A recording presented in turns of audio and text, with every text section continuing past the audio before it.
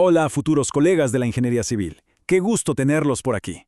Soy el máster Luis Villavicencio Cabero y seré su guía en esta exploración profunda del hormigón preesforzado. A ver, vamos al grano. Lo que tenemos por delante no es solo teoría aburrida, es un viaje fascinante hacia el diseño de estructuras que, literalmente, desafían la gravedad. No hablamos de un simple material, no. Hablamos de una genialidad de la ingeniería moderna que nos permite cruzar luces inmensas y levantar rascacielos súper esbeltos. Así que prepárense para una clase que cambiará su forma de ver las estructuras. Y bueno, desde aquí, desde nuestra querida ESPOL, en la Facultad de Ingeniería en Ciencias de la Tierra, nuestra meta hoy es muy clara. Vamos a dominar esas fuerzas invisibles que hacen posibles las maravillas modernas y resilientes. Ojo, no vamos a sentarnos a memorizar fórmulas de memoria, para nada. Vamos a entender de verdad cómo interactúan los materiales cuando los sometemos a presiones brutales, presiones que casi rivalizan con el peso de una montaña entera. Todo para mantener nuestras ciudades en pie y completamente seguras. Para no perdernos, esta será nuestra hoja de ruta. 1. Principios fundamentales. 2. Diseño a flexión. 3. Diseño a cortante y torsión. Y finalmente, nuestro cuarto paso, el diseño a flexo-compresión. Arrancamos con la unidad 1, principios fundamentales del hormigón preesforzado. Para entender esto a fondo, tienen que básicamente resetear lo que saben sobre la fragilidad del hormigón tradicional. Todos sabemos que el hormigón aguanta muchísima compresión, claro, pero a tracción, bueno, deja mucho que desear. Y ahí es donde la ingeniería da un salto evolutivo gigantesco gracias a Eugene Freycinet y su concepto del preesfuerzo. En palabras sencillas, le estamos metiendo a propósito una fuerza interna de compresión masiva al elemento, y esto antes de que siquiera soporte una sola carga real de servicio. Tomamos un material inherentemente frágil, le metemos tendones de acero de altísima resistencia, lo precomprimimos y ¡pum! De repente se comporta de forma totalmente elástica y aguanta cargas externas inmensas sin fisurarse. Es brillante. Si analizamos cómo se deforma esto frente a cómo se distribuyen los esfuerzos, nos damos cuenta de la genialidad de todo el sistema. Los esfuerzos internos que genera el preesfuerzo actúan como un escudo, contrarrestando directamente a las cargas aplicadas. Digamos que la gravedad está tratando de estirar y romper la parte de abajo de nuestra viga. Bueno, nuestro preesfuerzo excéntrico inyecta compresión justo ahí, anulando ese efecto perjudicial por completo. Y toda esta dinámica nos lleva a un salvavidas absoluto del análisis estructural, el principio de superposición. Esta herramienta nos permite calcular qué le hace el preesfuerzo a la viga por un lado y qué le hacen las cargas externas por otro, para luego simplemente sumarlo todo algebraicamente. Cuando logramos equilibrar el peso de la gravedad con esas fuerzas hacia arriba que crean los tendones curvos, convertimos un elemento sometido a flexión en uno que actúa casi bajo puro esfuerzo directo. Imagínense lo muchísimo que eso nos simplifica la vida en los cálculos. Pasamos ahora a la unidad 2, diseño de elementos a flexión. Bueno, dejando un poquito la teoría pura y entrando en el mundo real de las normativas, el código ACI 318 versión 2025 va a ser nuestra brújula.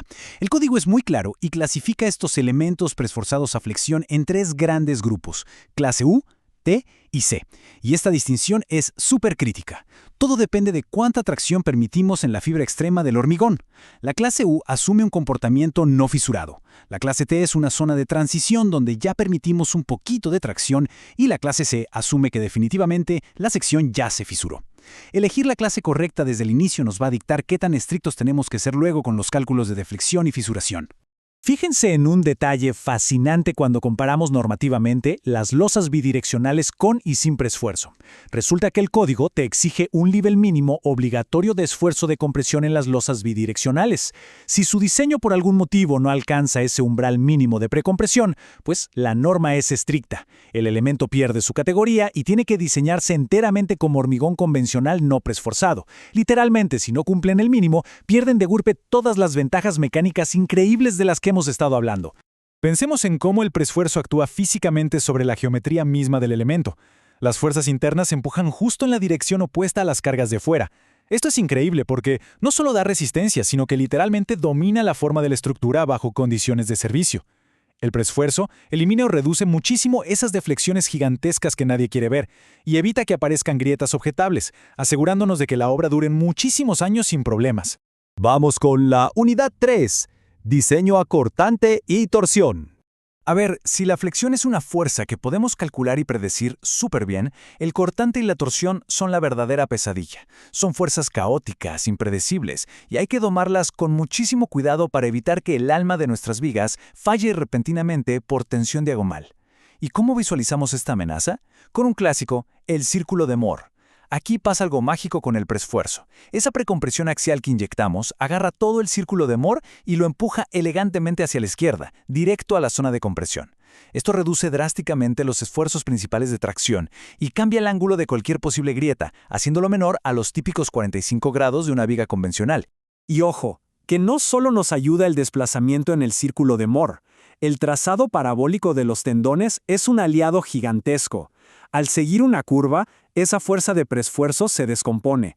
El resultado, se genera una fuerza cortante vertical dirigida hacia arriba, que literalmente pelea en contra de las cargas gravitacionales que empujan hacia abajo. Básicamente le estamos quitando al hormigón un peso enorme de encima en cuanto a los esfuerzos de corte a lo largo de todo el vano. Ahora, la torsión es un monstruo diferente y requiere atención especial. Imaginen la viga retorciéndose. Ese alabeo ocurre cuando las tensiones de tracción diagonal superan lo que el hormigón puede aguantar. ¡Zas! La grieta se forma de repente y cruza las caras de la viga a unos 45 grados creando una falla súper torcida. Es verdad que el preesfuerzo le da al hormigón un aguante inicial mucho mayor antes de fisurarse por torsión, pero para mantener la estructura unida una vez que aparece la fisura necesitamos usar acero transversal súper bien detallado. No hay de otra. Entramos en la recta final con la unidad 4, diseño de elementos a flexocompresión. Aquí es donde realmente ponemos a prueba nuestra capacidad analítica, juntando todo el rompecabezas. Es un flujo de trabajo holístico, superposición de fuerzas, límites axiales y excentricidades. Primero seleccionamos nuestros límites de esfuerzo para el estado de servicio. Segundo, determinamos cuánta fuerza de preesfuerzo y qué excentricidad necesitamos. Tercero, saltamos a verificar la resistencia última a flexión y cortante. Y cuarto, pero importantísimo, el diseño de las zonas de anclaje. Todos estos pasos se unen para lograr una resiliencia estructural impecable. Y por favor, es indispensable detenernos un momento en las zonas de anclaje. No importa si usamos placas de apoyo en posttensado o si dependemos de la longitud de transferencia por adherencia en prefabricados pretensados.